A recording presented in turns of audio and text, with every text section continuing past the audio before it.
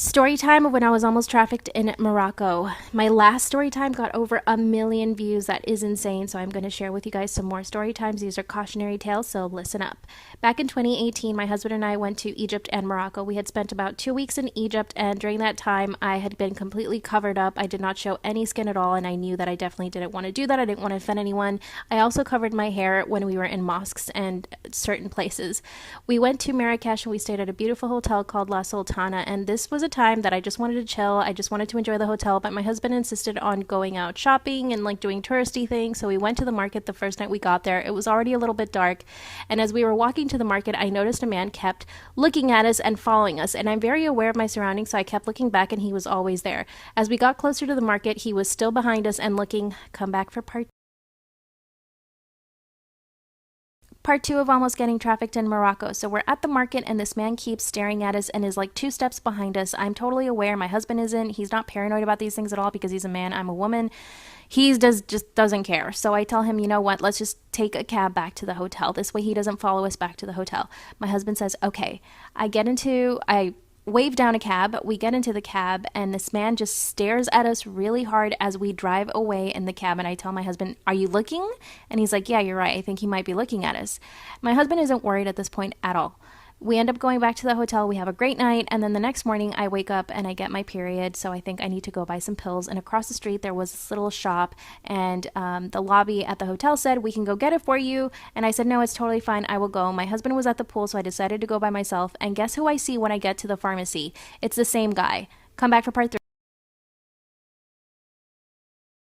Part three of almost getting trafficked in Morocco. So I'm inside the pharmacy. I spot the guy, and as I exit, he grabs my arm and he says, "You're my friend. Come with me." A car pulls up. They open the door, and he's to my right. And I'm thinking, what in the world? I was petrified, and I kept pulling my arm back. I just kept saying no, but he was like blocking my way. Then I turn to my left, and I hear someone yell something like in a different language, and I say to myself, this is either someone trying to help me or trying to get me into the car. So I push past that person, and then I feel someone yank the hair out of my scalp. Like I'm running, and like they were clearly trying to hold me back by my hair, and I run past by them. I go to the hotel. I tell a receptionist, and she explains to me that at that time there was people disappearing, tourists, and they thought it could be linked to human trafficking, and for me not to go outside by myself after that. Of course I didn't. I was super.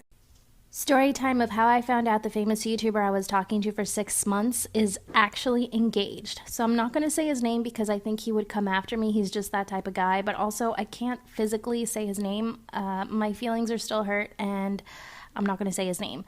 So leave your guesses in the comments. I'm curious to see who you guys think this person is. But he's got a ton of followers. He's got fame.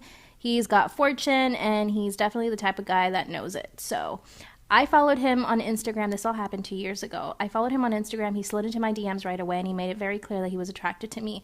And at the time, I was like, okay, this is great. I was flattered, but I was also hopeful because we both made the same sort of content for YouTube, and I thought that we could collab. And I made it very clear to him that I wanted to collab, and he said yes. But every time I brought it up, he would give me the runaround. We didn't live in the same country, so we never really saw each other, but he was always kind of after me, talking to me. Part two of famous YouTuber story time. So we just talked for a long time. We didn't obviously get to see each other because we didn't live in the same country, but when we happened to be in the same city, we would hang out, and usually it would be with his friends and stuff, which I was totally fine with. I wasn't looking for anything. I just really wanted to collab. But when we happened to see each other in this city, he collabed with someone that he barely knew, and that really upset me. I told him, I was like, how come every time I bring it up, you don't collab? Like, you just give me the runaround, but when some other guy says let's collab, you do it right away. Like, you don't take me seriously. So we had a bit of a falling out. We didn't talk for a long time, but then he popped up in my WhatsApp, and he's like, I want to talk to you. I can't stop thinking about you, blah blah blah blah. So I forgave the situation, and we just got back to talking. Fast forward to COVID. He begins asking me if I want to meet up, if I want to plan a trip. Like, he really wants to see me. I got my hopes up. Come back for Part three of famous YouTuber story time. So during COVID, we got closer and he would call me once a week and we would just catch up. And he was so interested in seeing when I could get my ass on a plane to go see him. But then I eventually realized he started losing interest. And I sent him a video message and I say, look, if you don't want to talk to me anymore, if you're seeing someone, just let me know. Just be honest so that I don't waste my time. He replied saying that he didn't get any of my messages, which I know isn't true because all of the messages said delivered. And he had seen my DMs, like he had seen them. He just didn't reply. So I'm supposed to believe that. So we didn't talk for 2 weeks. And then I go to his Instagram because I just had this instinct. I was like, wait, let me go to his Instagram. Let me check it. And when I go, he posted new pictures of his new girl. And she had a ring on her finger. This whole time, he's talking to me and probably a ton of other girls, getting my hopes up while he was with someone, forming a relationship with this other person. What a coward. I sent him a message and a video, and he never replied to it. He is such a coward. Story time of how I got out of an abusive relationship with a C-list celebrity. Trigger warning, I will be talking about domestic violence. I'm not going to say his name in the video because honestly I'm just scared of him, and I'm sure you guys are going to guess in the comments, so guess away. So this all happened 9 years ago. I was super young and naive, living in LA, working as a cocktail waitress at a strip club called Deja Vu. It was in the Valley. So one night he comes in, he's super stunning. I recognize him right away. He was on a famous daytime soap opera and I knew exactly who he was. He came in, went straight to the bar and just stayed there with me the entire night, begging me for my number. Eventually I gave it to him like an idiot. He manipulated me. He was absolutely charming, of course. And 2 weeks into the relationship, we had been going to amazing restaurants and he was so charming and, you know, life was perfect. Until one day he calls me and tells me that he has a substance abuse problem. Of course, like an idiot, I'm like, I want to help you. I want to change you. Come back for part two. Part two, I tell him I want to stay with him and help him through his addiction. This was so naive of me because I had no idea what I was getting myself into. I go over to his place that same night. I make us dinner and he's acting really strange and I realize, oh my gosh, he must be on drugs. Like this is the first time I've ever seen him this way. And suddenly he begins to accuse me of being an escort and a prostitute, and he says that he has evidence. He shows me all of these like printout pictures from an escort website when clearly it's not even the same person as me.